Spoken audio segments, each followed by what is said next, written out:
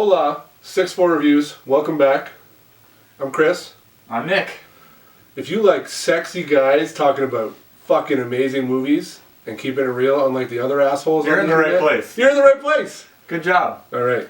What are we here today for? Guardians of the Galaxy, Volume 2. Volume 2. Warning again, of course.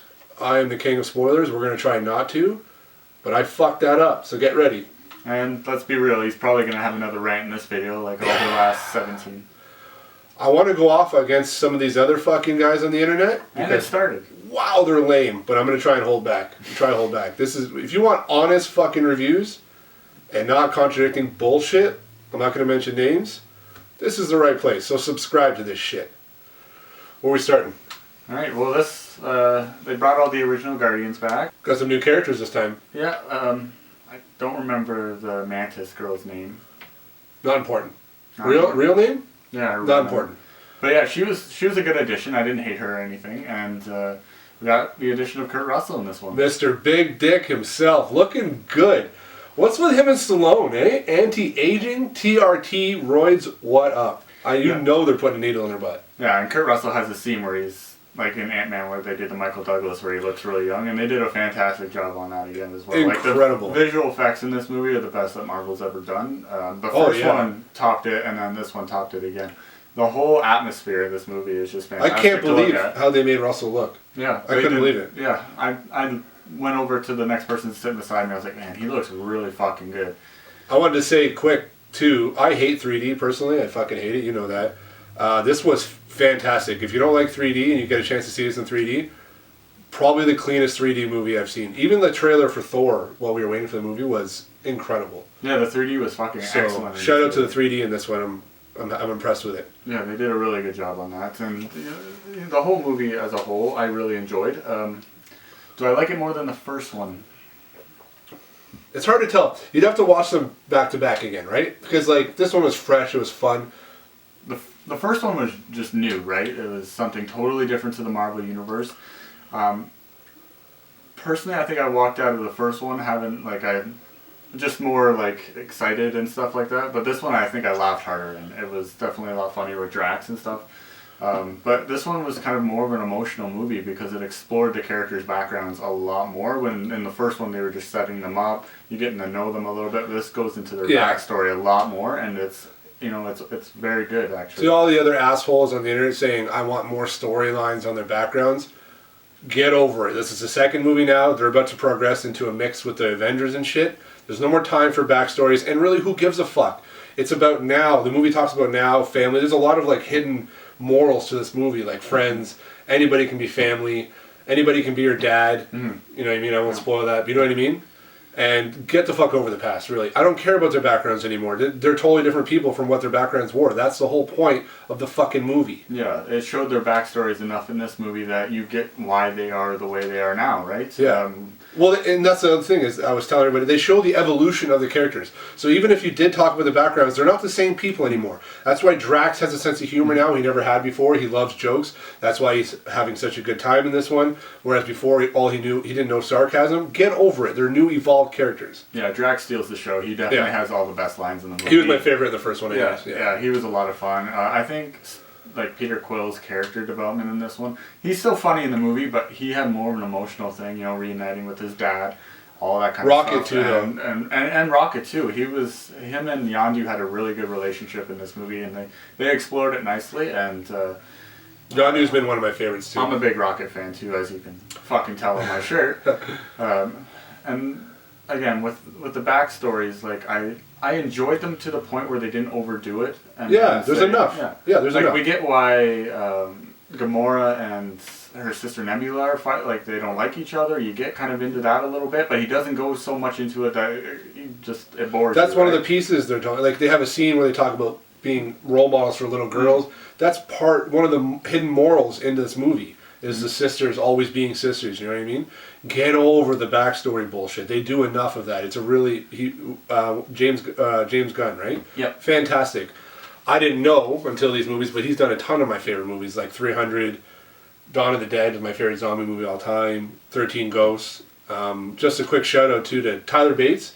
If you guys haven't heard of him, you'll see him in pretty much every fantastic movie. He does the soundtrack for every amazing movie. He's done a lot with James Gunn. He did Snyder as well. You can see them in a lot of movies together. But like, just look up Tyler Bates. You'll see his fucking film credits. James are Gunn incredible. does a lot with people that he likes. You can tell because the guy who plays Yondu, Michael Rooker, he's in a lot of his stuff too. Yeah. Like you can tell he has good working relationships with people, and you can tell that in the movie too because you can tell everyone's having a great fucking time making it. You can feel it. Yeah. Yeah. And The chemistry is fantastic. You can tell they all like to work with each other. yeah, and I like this one too because it didn't have the same kind of Marvel formula to it. Like it did with some of the humor and stuff, but it didn't give you a bad guy right off the bat. It doesn't like those yellow guys could be considered, but they don't tell you who it is, and the big reveal is the enemy. Yeah, and it's I like that. You think the big reveal is Kurt Russell, but it isn't. Everybody knows that from the trailer or whatever else. The big reveal is the villain, which is fucking awesome. Yeah, and they didn't set it up in the trailers. It was, he didn't do something bad right off the start to kick the movie or something like that. They give hints and you can feel it coming, but the big reveal is the villain, and it's incredible. Yeah, they kind of had a villain problem. I still wasn't my favorite villain out of the Marvel universe, but it was definitely, they're getting a little bit better with their villains, and because they definitely do lack in that. But Loki's still probably going to be the one of the best because he's got the most development throughout the movies. Yeah, right? So. a couple emotional scenes throughout this movie too, eh? Yep. There's a lot of comedy in these. That's what they're supposed to be. If you're trying to have an all serious Marvel character, that's not what these are about. Is this supposed to be a funny toned movie throughout the whole movie? But there's some emotional, serious scenes in this one as well. Yeah, for sure. And every one of them has a good emotional scene. Even Drax, he doesn't have like a major backstory or anything in this one, but he does have one good scene where he's talking with Quill. Batista's showing a little bit that he can act. He has the scene with the antenna girl too, where he talks about his daughter and stuff. Yep. Yeah, he's getting better at his acting, and James Gunn definitely knows how to use Batista to his full potential. I like to say, hey, is Rock available? No, he's not good. Ah, fuck it, call Batista. Mm-hmm. Yeah, that's Batista's where he's at really right good, now. funny. Yeah. He'll get bigger roles, but he's the next Rock. You know what I mean? Yeah. I really the biggest thing of this movie is you really see the development as the family now. Mm-hmm. The whole unit, they're one now. They all take care of Groot. They're all looking out for each other, and I think people need to focus on that and get rid of the storyline past bullshit. It's long gone.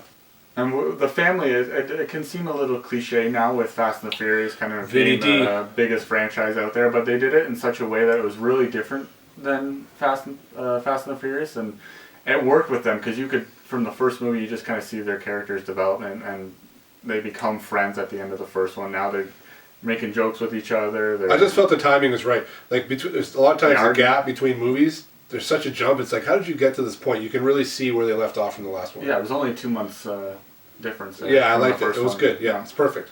And you can still see they're still working out some of their problems that, maybe Rocket and Quill would have had when they're both being cocky and stuff like that, which they do explore in this movie as well, right? And I think they did a very good job. Rocket was badass in this one. Yeah, he has a scene in the forest where he just kills not kills, but he just destroys a bunch of Ravagers. I wasn't going to say it. Spoiler alert, asshole. He doesn't kill them. Spoiler alert. He just fucks with them. Spoiler alert. They're all alive after. It's not a spoiler. Salute my familia. Anyhow, we got to rate this thing. This is getting long. Yeah, for sure. What do you got? 10 inches. I think I'm going to go... P to the G. I think I'm just going to do 9 out of 10 on this one. Oh. I really enjoyed it. I didn't really have any complaints. Obviously, there could have been some, story things where the gold people kind of brought it down a little bit for me because they were in it, but they didn't really do much enough to forward any of the story. We won't talk about them right? too much, but I did like them. And for you fuckers complaining about how they attack other enemies, get over it. That is cool, but like if they were not in the movie, you wouldn't have missed them. I've seen some videos of them complaining about that shit. Suck a dick. We use drones today, just so you know, fuckers. Iron Man 3, drones with the... Yes, thank you. We're going to have to start watching some shitty movies because we're rating these movies pretty high. I was also going to give it a 9. The 1 point just because very few movies are perfect, right? But for what this movie was fun. The 3D was fantastic. Music was good. Plot lines were good. Characters were well developed. It's got to be a 9. Yeah, and I highly recommend you see it in IMAX 3D. It was fucking beautiful in that. 9 inches. Beautiful. Yeah, I'm normally against that. I don't really give a shit about that usually. It was a lot of fun in this movie. If it wasn't for me, he'd never go to IMAX. I forced him. Jesus. But yeah, we got a nice poster and shit from IMAX. You'll see that in videos coming soon. Yeah. So like, subscribe our shit. Subscribe. Take a second to subscribe to this because you know we're better looking than the other video makers.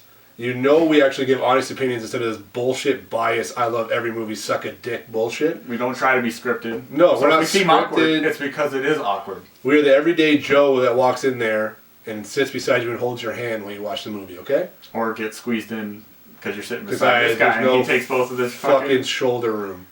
Subscribe to this shit. Take a minute. Shout out to the guys who already subscribed and said, hey, what's up? Appreciate it. Yeah, for sure. And like our Facebook, Twitter, it's all there. We upload Send us all a our message videos if you want a 6-4 review mug. We'll hook you up. They're for sale.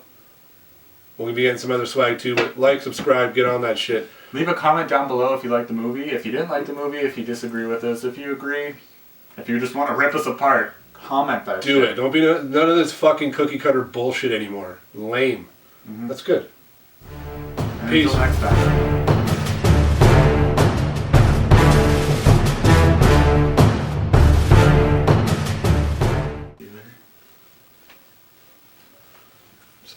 No humping the seat.